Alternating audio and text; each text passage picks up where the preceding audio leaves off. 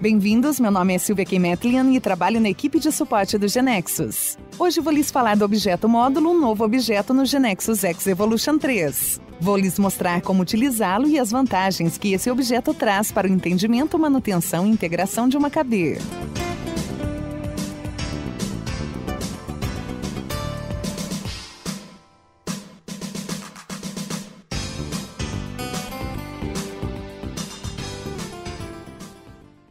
Vamos começar a apresentação sobre módulos. E vamos dividi-la em 4 temas. Primeiro, explicaremos o que é o objeto módulo e como utilizá-lo no GeneXus, tanto na base de conhecimentos existentes como em novas bases de conhecimento. Logo, vamos ver o comportamento dos módulos com respeito às pastas folders. Depois, o que acontece quando convertemos uma KB para uma nova versão e os aspectos a levar em conta sobre a compatibilidade. E por último, que geradores suportam esta funcionalidade e quais não. Começamos então como trabalhar com os módulos no GeneXus. Vamos começar vendo um exemplo de um ERP, como que lhe mostro na figura, onde é solicitado um recurso se temos este em estoque. Se esse recurso está disponível, deve ser entregue. E caso não esteja, deve-se realizar uma ordem de compra para comprar esse produto ou esse recurso que é necessário. Para isso, então, temos que ver se temos orçamento. No caso de termos orçamento, realizamos a compra e, uma vez esta realizada, devemos contabilizá-la. Logo que o recurso foi comprado, o entregamos, como dito anteriormente. Então, neste caso, cada um desses ícones que estamos mostrando aqui inclui vários objetos. Esses objetos geralmente são agrupados para melhor entendimento da aplicação e para que, por exemplo, cada desenvolvedor se concentre num grupo de objetos e na funcionalidade que está desenvolvendo.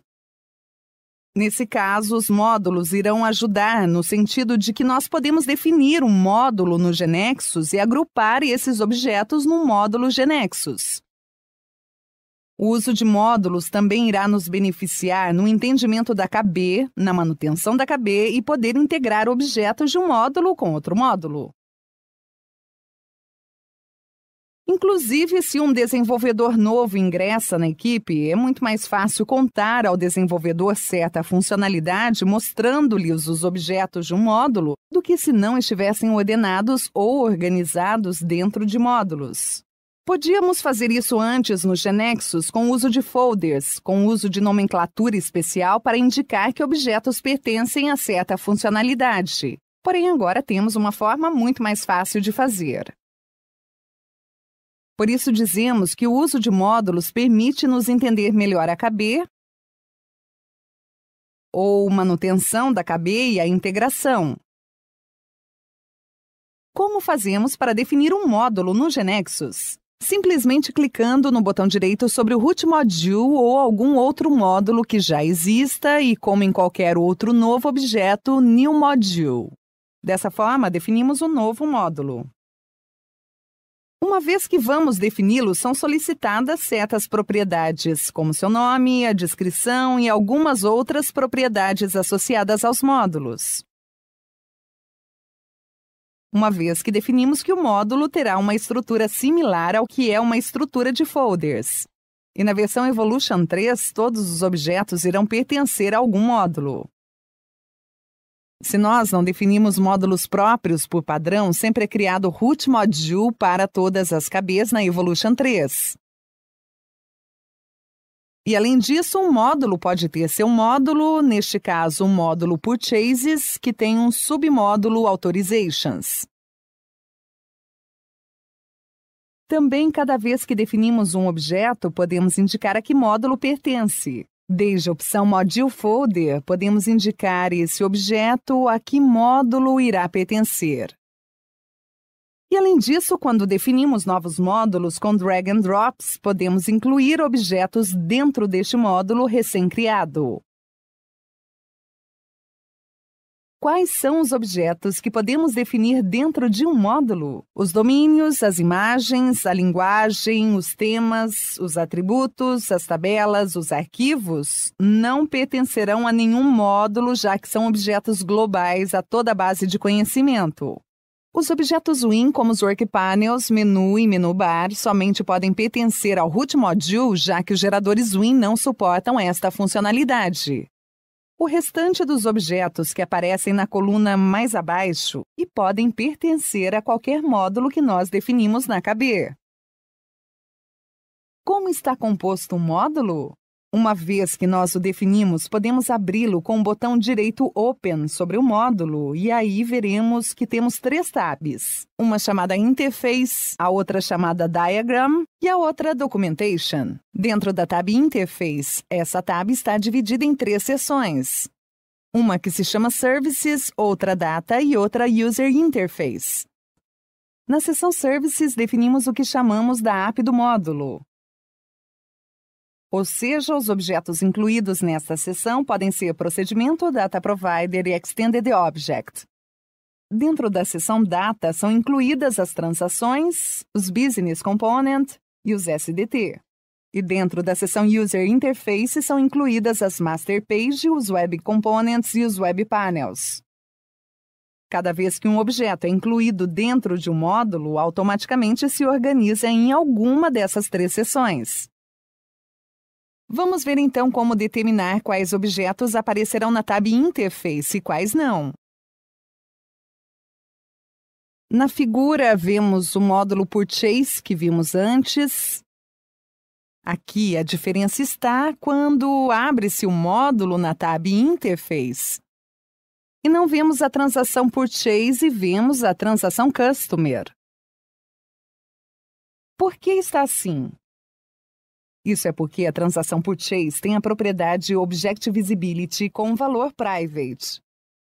Essa é uma nova propriedade dos objetos a partir da introdução dos módulos na KB. Os objetos que pertencem a um módulo têm uma propriedade Object Visibility com valores Public e Private. Public significa que o objeto pode ser utilizado de qualquer ponto da base de conhecimento e são os que vemos na tab Interface. E Private significa que pode ser usado somente dentro do módulo. Isso inclui os submódulos também. Ou seja, um submódulo pode usar os objetos privados do módulo pai. Por padrão, todos os objetos têm a propriedade Public e a lista desses objetos públicos são os que formam a interface do módulo. Os objetos privados não são vistos na tab Interface. Isso significa que não é possível usar este objeto em nenhum outro objeto da KB. Por exemplo, se quiser fazer um call da TRN Purchase de um objeto do root module, ocorrerá, neste caso, um erro de especificação. Isso porque esse objeto está como privado e não pode ser chamado desde outro objeto. É aí, então, onde deve-se definir as interfaces para poder acessar esse objeto, porém não poderá fazer um call direto a esse objeto. Dessa forma, você manipula quais são os objetos na tab Interfaces e quais não. Outra tab que aparece dentro do objeto módulo é a tab Diagram. Essa tab nos permite ver como um módulo se relaciona com o resto, que pode ser referenciado ou pode ser um submódulo. A relação de submódulo existe quando um módulo é parte de outro módulo, como neste caso Authorization, que é parte do módulo Purchase e é um submódulo de Purchase. É aí quando a relação é mostrada com esta linha pontilhada. Ao invés de a relação de referência entre módulos se dá com uma linha completa e que, neste caso, indica que o módulo de Purchase utiliza um procedimento que se encontra dentro do módulo Stock. Inclusive, o que podemos fazer é dar duplo clique e ver no detalhe que objetos pertencem a um módulo e a outro. Além de dar um clique no botão direito sobre a tab Diagram, há um menu contextual com outras opções que nos permitem, por exemplo, adicionar outros submódulos ou adicionar todos os submódulos para ver como se relacionam entre eles. Outro aspecto a ter em conta quando se trabalha com módulos é que podemos ter objetos com o mesmo nome com diferentes módulos. Neste caso, temos o objeto Product dentro do módulo Purchase e temos o objeto Product dentro do módulo Stock.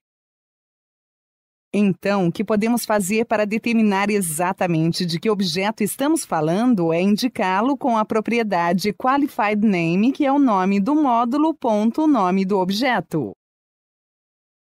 Desta forma, podemos ter dois objetos com o mesmo nome em diferentes módulos. E quando quisermos referenciar os objetos, vamos ter que também escrevê-los. Nome do módulo, ponto, nome do objeto. Com exceção para os objetos que se encontram no root module, já que não pertencem a nenhum módulo. E isto é somente necessário quando temos ambiguidade. Quando temos dois objetos com o mesmo nome.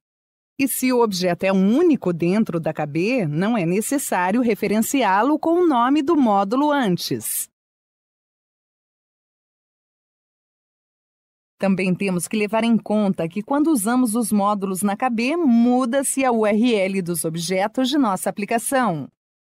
Isso é porque, quando executamos um objeto, a partir de agora aparecerá o nome do módulo antes do nome do objeto para qualquer gerador.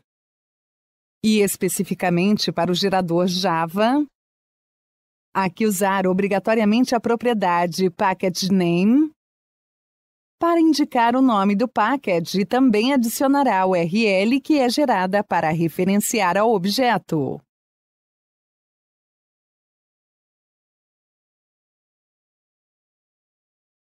Como vimos anteriormente, a transação Purchase tem a propriedade Object Visibility em Private. Portanto, não podemos fazer um call direto a essa transação, porém é possível fazer um call dinâmico a essa transação. Por exemplo, neste caso, no evento Teste 2, estamos invocando a transação Purchase como um call dinâmico. O único ponto a levarmos em conta neste caso é que se tem a propriedade SpanDynamic Call em Yes.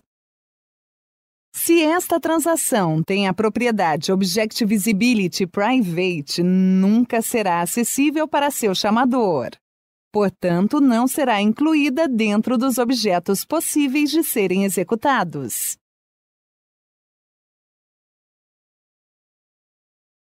Bem, vejamos agora a diferença entre usar um módulo e um folder dentro de uma KB GeneXus. Por exemplo, uma coisa que podemos fazer é que um folder pode se converter num módulo. Isto é feito clicando no botão direito sobre o folder e convertê-lo num módulo. Isso seria uma forma fácil de passar os folders, já que vínhamos usando para que sejam módulos. Então, como vimos, tanto os módulos como os folders nos ajudam a organizar os objetos numa KB. Juntos, criam uma árvore hierárquica onde a raiz é o root module, e no diálogo de Folder View podemos ver essa árvore que vai sendo formada, porém, no entanto, há diferenças conceituais entre um módulo e um folder. Uma delas é que os módulos são parte da propriedade Qualified Name, porém os folders não. Isso é o que nos permite poder ter dois objetos com o mesmo nome nos diferentes módulos.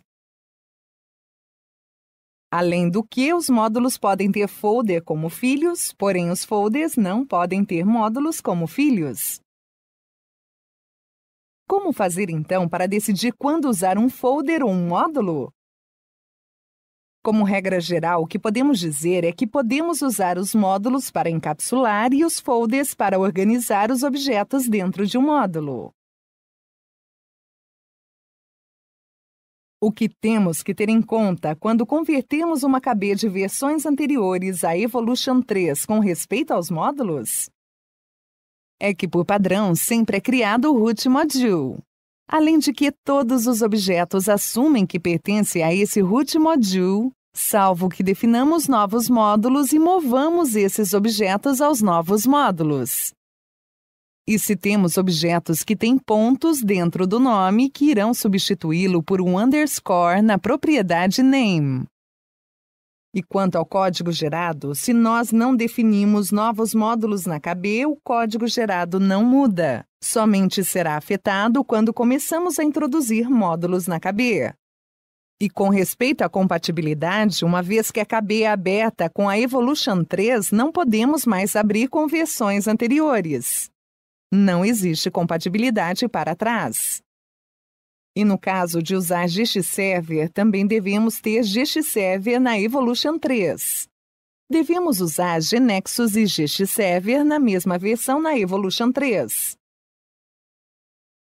Como vimos então no que tange ao suporte desta funcionalidade, os geradores que suportam esta funcionalidade são os geradores Java, Net, Ruby e o gerador para Smart Devices. Os geradores Win não estão suportando esta funcionalidade. O que me resta é convidá-los a usar GNexus X Evolution 3 e comprovar os benefícios desta nova funcionalidade. Para qualquer dúvida, deixe o meu e-mail silvia@gnexus.com.